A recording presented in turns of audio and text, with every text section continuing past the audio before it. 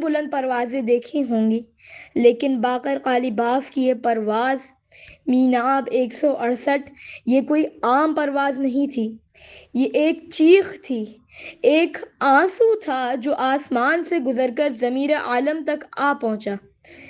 جب کوئی لیڈر مذاکرات کو جاتا ہے تو اس کے ساتھ ہتھیاروں سے لیس محافظ اور مشیروں کی فوج ہوتی ہے، مگر باقر قالیباف نے اپنے ساتھ ان 168 معصوم بچوں کی معصوم مسکراہٹیں بٹھا لیں جن کا بچپن ایک سفاک دھماکے میں راکھ ہو گیا۔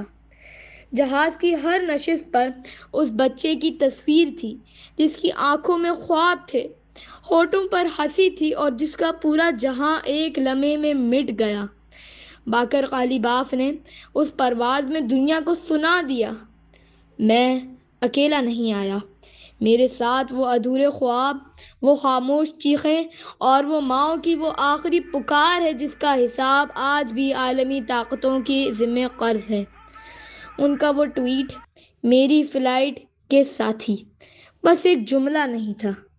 بلکہ اس سنگ دل دنیا کے سینے پر ایک آگ کا داغ ہے